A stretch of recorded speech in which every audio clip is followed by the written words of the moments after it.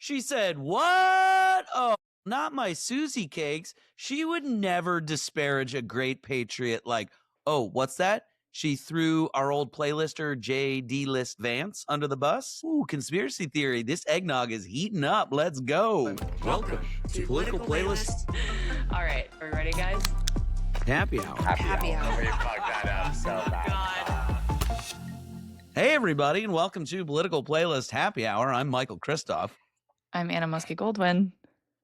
And now I want some eggnog, man. That sounds great. Hell yeah, Vanity Fair serving up the spice. I love it, guys. And this is I guess a holiday happy hour, right? We're heading into the holiday break, and we have a great happy hour for you. We are going to be talking about Marie Gluesenkamp Perez, the politician on our playlist this week. We are going to discuss how to talk about Trump's pretty egregious response to the tragic murder of legendary filmmaker Rob Reiner and his wife Michelle Reiner. And we're going to bring you a little fun holiday win of the week. But first, let's get to what I think is objectively just really terrible, tragic, violent, overwhelming weekend of news. Yeah, that pretty wild, huh? Yeah, and just to someone sort of was saying it was like it's one of those weekends where you're afraid to look at your phone. Yeah. I mean, like, here's the quick rundown, right? So, service members killed in Syria. Why are we there? Mass shooting at Brown University, like the 300th in the U.S. of this year. Mass shooting of Jews in Bondi Beach. Holy shit, anti-Semitism is out of control. And then lastly, the murder of just a beloved Hollywood figure and his wife by allegedly one of their own sons. I mean, it's just like, holy shit. I feel like it's one of the, I was talking to my friend about it, and it's one of these things where you're like, is it always this bad?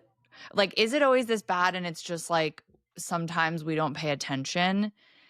Or does this feel like a particularly horrific moment? And also, like, before social media and the internet, there had to have been these kinds of moments when, like, you know, a bunch of shit happened at once, but it didn't feel like it proliferated around the entire world. And so I was going through this weird thing where I was like, is this unique what I'm feeling? Is this just like fatigue that then this was like the icing on the cake? I don't know how you guys felt about it, but yeah, I mean, maybe I'll just give a little overview of the shootings, unfortunately. Yeah. Thank you for doing that ugly duty. Yeah. I mean, it was actually really crazy. I was at a bachelor party this weekend, and I was talking to one of my Jewish friends about anti-Semitism. So obviously a conversation that's really appropriate for a bachelor party. It sounds like some bachelor party. And the news came in about this, and it Wow. was, and I was talking to him because I've told him a few times, like, I really didn't understand how bad anti-Semitism was until the last few years. And I said, I don't think I would have believed a lot of my Jewish friends that it was this bad. And now it's like horrific. So, you know, as you mentioned, their mass shooting in Sydney, Australia on Bondi Beach, it killed 15 people and it injured about 40 people. Victims range from 10-year-old to elderly people in the community. And it happened during a Hanukkah celebration on the beach. The attack was carried out by a father-son, two men. There were a lot of father-son things that happened this weekend. Yeah. Also, side note, there was another father-son murder that happened in Santa Monica before No way. the God. the Reiner one, and they think that's where he got the idea to do it. It was a few days God. before. So, Whoa. anyways, father-son, age 50, age 24. The father was killed by police at the scene. The son's still in critical condition. The father's originally from India, and he moved to Australia in 1998. So, on a student visa. Later transitioned to a partner visa, and then he lived in Australia as a resident return visa. So, like, he's been there a long Integrated time. into Australia. Yeah. Into society. And then his son was born in Australia. So he was an Australian citizen. Australian authorities are calling this a terrorist attack, especially as they've found out that this is really inspired by ISIS. The attack is considered Australia's deadliest mass shooting in 30 years. Oh my God. And ranks one of the deadliest in the country. Police found homemade explosive and ISIS-linked items in the shooter's vehicle. And what's honestly like pretty tough here is the son had been linked to the Australia's Domestic Intelligence Agency in 2019 due to alleged ties with individuals connected to ISIS. Wow. So, it was on their radar. They were, yes, that's always the tough part, right? Yeah. And very strict gun laws in Australia, but they had licensed firearms, that's permitted. I mean, his father had these for, I think he had 6 guns, and it was mainly used for recreational use, so hunting and sports shooting. Yeah. But it's something for us to now think about as we're looking at the US. We've had 391 shootings. So, yeah, I mean, we're breaking records. This is the thing that was such a crazy perspective about all of this is this is the deadliest mass shooting in Australia in what was it, a couple decades? 30 years. And 30 years. And, it was a horrific thing that happened. But what happened there is something that happens here every freaking year. And the other yeah, just to sort of give you some stats on that. So this year, that 393 number that you just said, Anthony, is this year alone. Yeah. That's this year alone.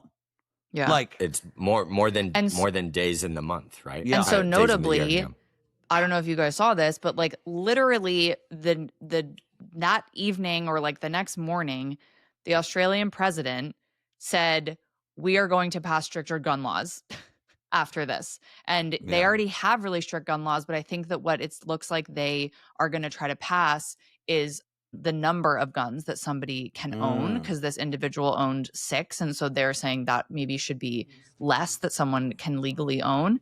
And then also potentially something about, more significant background checks or things like that. And so I just think it's such a contrast to when something like this happens in America, which seems to be every friggin' week.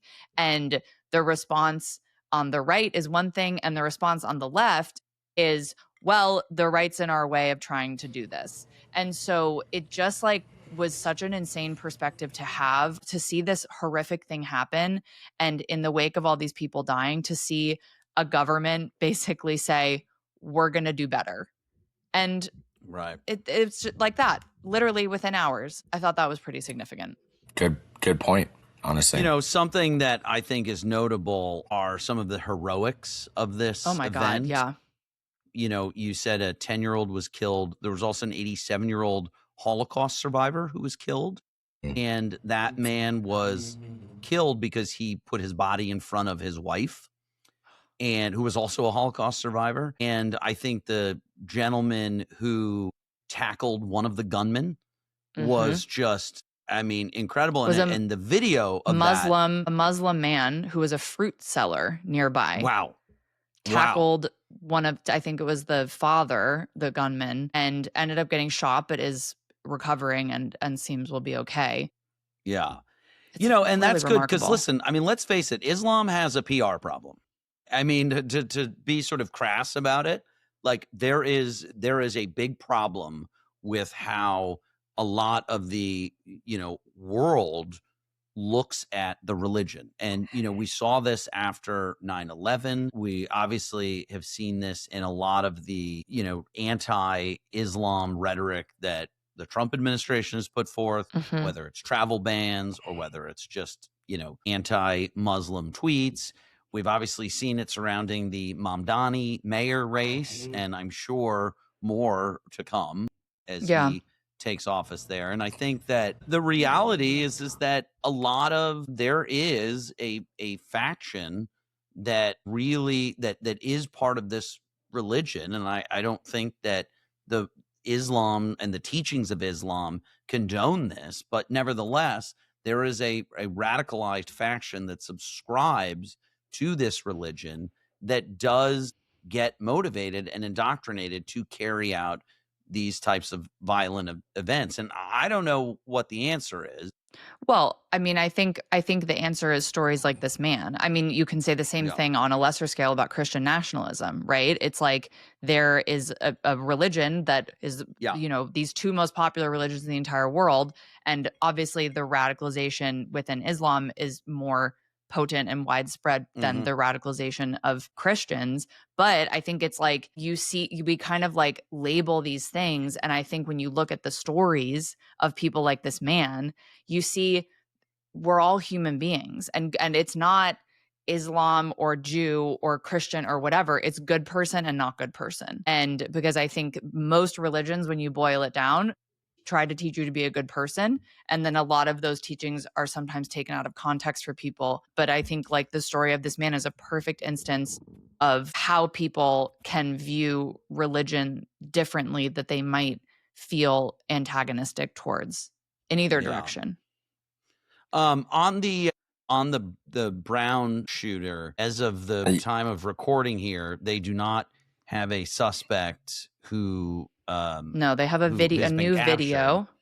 Right. And it seems like they have, the FBI director has made a couple of mistweets, as it were, and has said they've got somebody and they don't. I think we can talk about how his days are numbered. But what's the latest in that incident? Yeah, well, two students died and 9 others were wounded. And it was inside a classroom where students were prepping for finals. So a single gunman, it said, fired off more than about 40 rounds. And like you said, someone was detained, later released. They just released a video showing who they believe is the shooter. Everything at Brown has now been canceled for the rest of end of the year and academic activities, as well as a bunch of other universities are very nervous in the surrounding area since this person is still at large. Yeah. And I don't know if you guys saw some of those videos of some of these students like hiding in place in their classrooms. I can't watch them. It makes me. It's so intense. And then the police coming in and, it's like everyone put their hands up because we're not sure if the shooter's in there. And God, I hope none of us ever have to deal with it. Yeah, God forbid. That's what I had thought when I watched the incredible video of the man, the fruit seller in Bondi Beach, that he put his hands then up, grabbed the gun and is pointing at the guy. And, obviously you don't want to put the gun down because the guy can run back and grab it. But then if you're now the guy, they might shoot you. You're now the Muslim guy. Such holding smart thinking. It's like, oh my God. I was like, I was watching, I'm like, oh my God, please don't have this guy get shot. Yeah. I know. I will say, I have a ton of friends who live in Providence. I have a lot of friends who went to Brown. And I will say that, the vibe in Providence is very weird, but it's a small city and people are really coming together. What's also been really cool is on social media, there's been a bunch of matching happening between Brown alumni and students in need of financial assistance to get out of Providence, because obviously people had holiday plans, classes have been canceled. People who don't have family there don't want to be like hanging out in their dorms, but it's not like school's going to come back. So, it's like this really weird timing. And so there's been this whole network of Brown alumni via social media who are connecting students in need. I love that. That's so cool. Donors who will buy them, because apparently Amtrak didn't lower their prices for it. I think maybe they have now. Uber at one point was doing surge pricing. Now they're finally offering a code because Brown alumni who work for Uber were like, stop. Oh, that's great. I mean, I don't think it was their fault. I think it was like the algorithm, but they, finally got in there manually and got the code. So there has been, a very heartening community sentiment around this horrible thing that has happened. And from my friends in Providence, just talking about how there's a whole push now to be shopping at all the small businesses there before the holidays, but it's a lot of mixed messaging. Can I do an impression of my mom right now? Okay, ready? 3, 2, 1. Okay, now why isn't the news covering that? That's my impression of my mom. Which totally, I got to agree with her. Because Why isn't the news covering that? That's like an amazing example of community and of alumni and support. Yeah. Well, I think and a good story that we need today, right? Yeah. Like, and I think what's really unfortunate about it is, the disconnect that we are seeing between the local law enforcement and federal law enforcement, because as you said, Kash Patel literally said they had someone in custody on frickin' Twitter. There was someone, I forget who it was. I read something that was like, it's almost like this is why we shouldn't be making announcements on Twitter about this stuff, Well, they call him the Make-A-Wish director. He is such a joke. You mentioned it last week too. So incompetent. I'm just going to keep calling him Make-A-Wish FBI director. But then what is really unfortunate is you have, whatever the circumstance was, there's a really mixed message now coming to the people of Providence, which is both the shooter's on the loose. We're offering $50,000 reward for information that can lead to capturing him. But at the same time, you're safe. Continue to, go to, they're telling the Providence Public Schools to go to school. I know someone who has a son at a private school in Rhode Island, and they canceled all of the sporting events because they didn't want to have the Providence police need to man the sporting events. They wanted them elsewhere. So it's just like this very mixed messaging thing of everything's okay, but also not, because the guy is still out there. And I can imagine that being on the ground in the city right now is very stressful for that reason. I feel like one of the things that when these shootings happen, I had a cousin who went to Michigan State and was an enrolled student when the shooting happened there. And it's I feel like the tragedy of the moment that we live in right now is that at some point our alma mater, or God forbid, a cousin or a family member is going to be enrolled in a school that's going to have a shooting take place. Yeah. And it's almost like, how long can we go? How many universities have to add that horrific statistic to their for lack history. of a better word, their website? Yeah. Before action is taken. Honestly, who knows at this point? They took away the Office of Gun Violence Prevention in the White House. Yeah. The gun manufacturers are still doing their thing. And I think the culture around guns in America is very difficult to shift, even for the most common sense people. I think, it's very frustrating. Well, speaking of common sense people, we have a politician on our playlist this week. Oh my gosh. Okay. This week on our playlist, we're talking about Representative Marie Gluesenkamp. Is it Gluesenkamp or Gluesenkamp? Gluesenkamp. I say Gluesenkamp, but it could be probably that's the correct pronunciation. Gluesenkamp Perez. She represents Washington's 3rd District. She's a Democrat, but she's a very moderate Democrat. She votes with Republicans more than a lot of other Democrats do. And she actually is co-chair of something called the Blue Dog Coalition, which is a caucus of fiscally conservative Democrats in Congress. And the reason that I brought her up is because, as you might have read today, Tuesday, the House GOP has essentially abandoned their attempt to figure out the Obamacare subsidy extension issue that we talked about last week. Basically, all but confirming that premiums for most of us and most Americans are going to go up in the new year. And, there are actually now reportedly some moderate Republicans who are saying that they might actually go try to make a deal with Democrats in order to pass something. So we'll see if that happens. Ooh, any names that we can...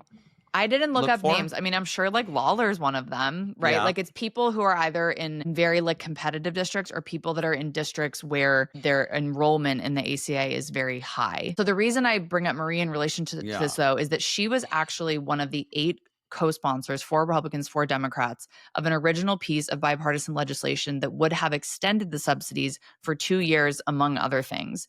And this bill obviously didn't end up making it to the floor, but in her announcement on social media, the caption that she wrote really caught my eye, and I'm wondering if you guys would let me read it. Do we have a choice? Yes, please. Yeah. You don't have a choice. That was just a fun way of teeing it up, Okay, here we go. She wrote, We can't lose sight of the fact that national health doesn't come from insurance coverage. It hinges on people having good jobs, being able to sleep 8 hours a night, cook real food, and see their kids at night. Affordable healthcare and medicine are imperative and worth the fight, but a strong nation is longer work. Mm. What do you think of that? You know, it makes me think of something that I heard the famous longtime Democratic strategist Bob Shrum say last week. And he runs the Center for Policy and Politics at USC, which all three of us went to. Fight on. Go Trojans. Go Bruins. And Bob Shrum is like legendary political guru. And they asked him, like, in 30 seconds, what would you instruct all Democrats in the midterms and for 2028 running to run on? What is their message? And he said, Democrats have to get back to a platform and a message that calls for getting this nation to repair the floor for all people while opening up the ceiling of opportunity. And I thought that that was such an amazing way to distill exactly what the message and what the platform, I would say for anybody running is, and at the core pillar of what that support floor that government can create for people, I think is healthcare. And so if, what we're seeing with tariffs and with the increase of healthcare premiums is the floor for people being ripped out from under them. And so it's not even about, of course, people have a ceiling right now. But as long as the ceiling doesn't always matter, so long as you have a floor. If you have no floor, you are so fucked.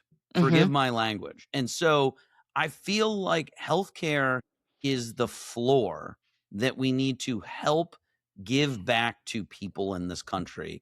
And it's that floor and that trust in government saying, hey, you're not going to rip out this floor from under me, that I think is ultimately going to contribute to the longevity of people's health and well-being. So I think Marie is somebody who gets that. I suspect, she's going to be out there in 2026 and beyond saying this message. And I think it's a good one and a strong one that'll win.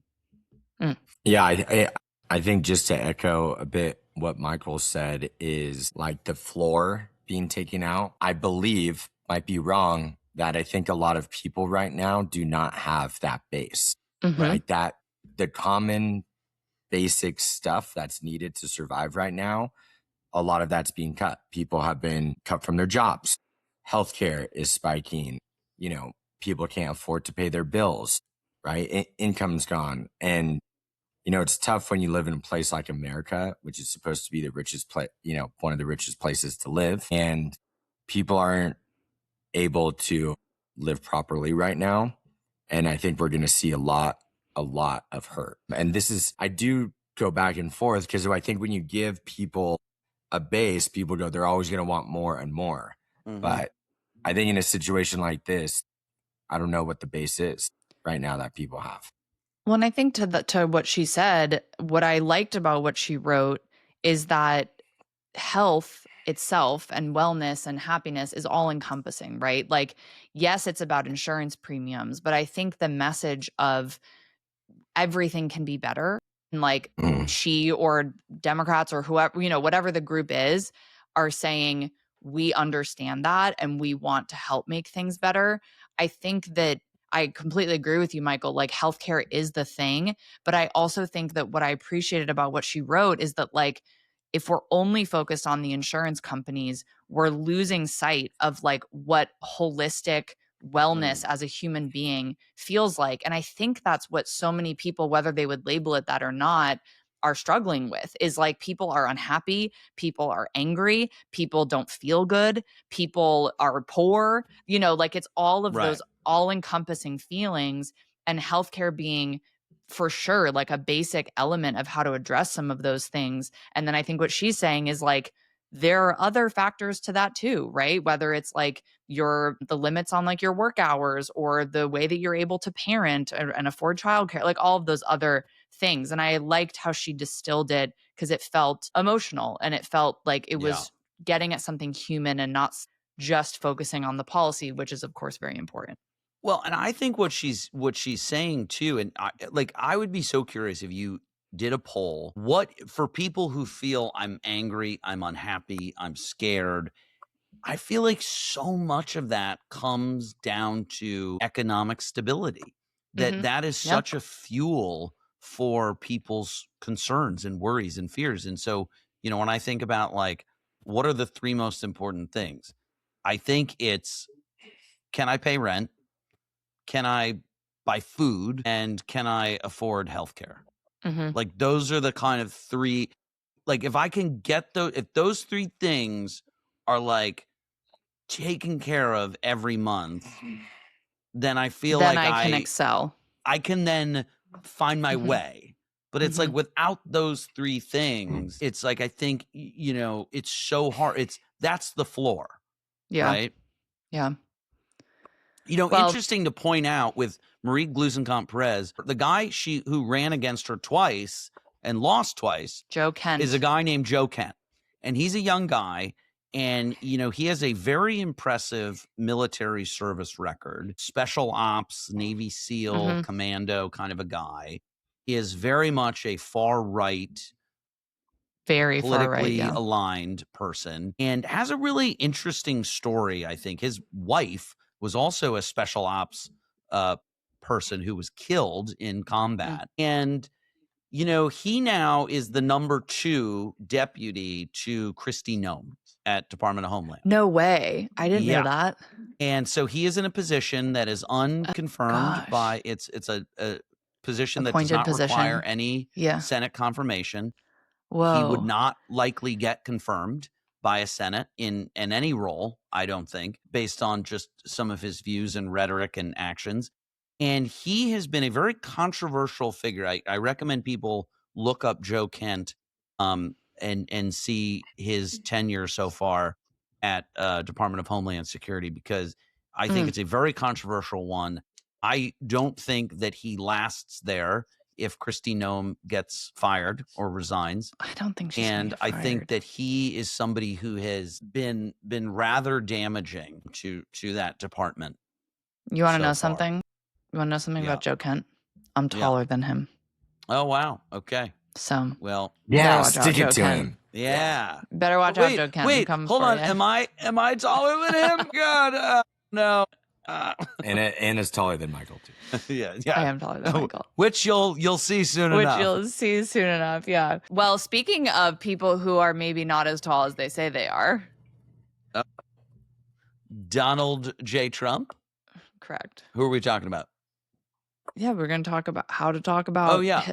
How to talk about the horrific murder of Rob Reiner and his wife Michelle, but also Trump's insane I think it's reaction to it. Yeah, I mean, I think like it's, when I really the story here, obviously, like us being Hollywood folks, this guy Rob Reiner and his wife Michelle were beloved by the entertainment community. Obviously, Reiner was a legend. Anna, your mom had the incredible I would say that in many ways, like working Rob with Reiner him changed on one of his most iconic movies, by the way. Yeah, I would say that in many ways, like Rob Reiner changed my mom's life. I mean, she had worked on the Coen brothers' first 2 movies and had done movies before When Harry Met Sally. But I feel like, my mom then went on to do a lot of romantic comedies that became like a big sort of staple for her in her career, specifically New York-based romantic comedies. And so I do think like Rob Reiner set my mom's career trajectory in a certain path that was very fortuitous for her. And, she was shocked and sad. And, she obviously it's just an insane thing that happened. But I also think it's not just Hollywood folk. And I think that's where I would just say, like, I would say most people in the world, I mean, America for sure, have seen a Rob Reiner movie. Like, like the movies that he made or that he, All in the Family, which he acted in before he became a director. Like, it's the son and of his Carl father Reiner was a legend. Yeah, right? legendary comedic actor. Like, I just think that this isn't like, oh, this is like a Hollywood tragedy that happened. It's like a really important cultural figure was murdered allegedly by his son along with his wife. And I think that is what is so painful about it, is that this is someone who had the ability that I think all of us strive for, right? Like in doing this podcast, I think we strive to do what he did, which is like connect with people, touch people, influence people, be able to be a part of people's lives. And he did that again and again and again. And I just think everyone, except apparently one fucking person, is saddened by it. We're going to talk can I about say something controversial? I don't understand what's the difference Jimmy Kimmel said about Charlie Kirk that's worse than what Trump said about Rob Reiner. I don't think that's controversial at all. Well, and also let me jump in here and say that those are basically canceled almost. Right. You know? And so, and again, I think apples and oranges, right? Because I think this is something I wanted to bring up with you guys and get your opinion. So, you know, what Jimmy Kimmel said was nothing about Charlie Kirk. What he had said was the MAGA base tried to spend the weekend defending and convincing us that the killer was not one of them. And so none of that, in my view, disparages Charlie Kirk, disparages the memory of Charlie Kirk. He was literally recounting in, okay, maybe a little snide kind of a way, but literally that weekend saw every Republican person on cable news and the morning shows basically saying this guy wasn't a person. And it's like, okay, that's that. And that was a political assassination. And I think what's so crazy about this, and we're going to talk about Trump's response, is that Rob Reiner was a beloved figure whose movies transcended culture. Yeah, who also happened to become a very political person. To be a political activist who championed a number of causes, whether you agree with those or not. I think most people would agree with forwarding the rights of LGBT community and other things. Obviously, a very outspoken critic of Trump, which is his right. And I think a very impressive, or not impressive, but a very fitting video that's circulating right now is when he was asked a day after the Charlie Kirk assassination, what do you think of this? And he condemned it and was absolutely in such praise, effusive praise of Erica Kirk and how she was handling the moment. And he just vehemently condemned this kind of violence, as did so many people. And here's what we saw from our commander in chief the day following this incident. I don't even want you to read it. He tweeted, "A very sad thing happened last night in Hollywood. Rob Reiner, a tortured and struggling but once very talented movie director and comedy star, has passed away together with his wife, reportedly due to the anger he caused others through his massive, unyielding, and incurable affliction with mind-crippling disease known as Trump derangement syndrome, sometimes referred to as TDS." This was reposted by the White House. He was then asked in the Oval Office by a reporter if he wanted to clarify these statements, to which he doubled down by saying, "Well, I wasn't a fan of his at all. He was a deranged person as far as Trump is concerned." Weird use of the third person. And he said, quote, "That was so weird. He became later deranged, so I was not a fan of Rob Reiner in any way, shape, or form. I thought he was very bad for our country." I mean, literally, like hearing you say that, I start tearing up because this for some reason bothers me so much more than like a bunch of the other shit that he said, because I feel like it just is, it's so, there, by the way, has been no other Republican who has said anything remotely similar to this in the wake of it. I was looking through like an Instagram post from like BuzzFeed or something, and it was like all of these notable, very Roseanne Barr, very MAGA people saying how horrible, right? And I think I don't know. So it's like, for me, when Trump sometimes says something crazy, there's kind of a chorus around him of like, yeah, we agree, blah, blah, blah. Right. Literally, like, there's no one saying we agree. Mike Johnson is avoiding questions about it. Members of Congress are pushing back on it. MAGA voters are basically saying the complete opposite. And it just like makes my fucking blood boil, because to have the president of the United States not have enough fucking guardrails on his own mouth or fingers or whatever to just give like an emotionless thing, like just say horrible thing that happened, may they rest in peace, whatever, like whatever. Yeah. It doesn't need to be filled with some sort of praise, but it's like to have the president of the United States say something that is in itself deranged and then like insult someone who has just not only died, right, but died in the most brutal, horrific way, and to a family that is now dealing with the complete unthinkable. Like that, for anyone who can say that is leadership, that is like setting an example, that is somebody who has control over his fucking emotions while he also has the nuclear codes, like that to me is such bullshit and is such a betrayal of like what it just means to be a fucking human being. Yeah. And well said, Anna. And like even more to that, like think about the daughter. Oh my God. I mean, that's what I mean. Them, it's like, right. I'm like thinking of I was like, that's going to screw her up for the rest of her life, and like where's your thoughts and prayers there?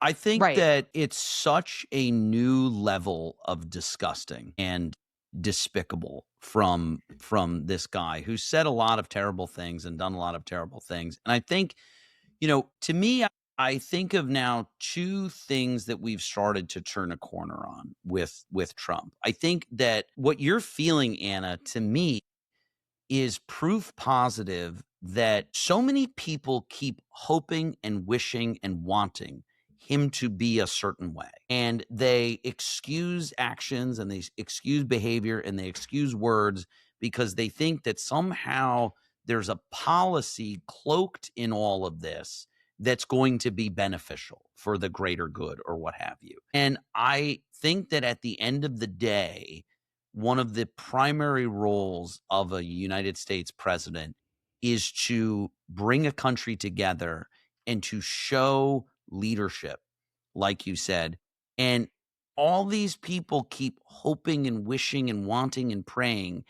And I think, like, if we haven't seen it before, we are now seeing confirmation that this guy is just not capable of that.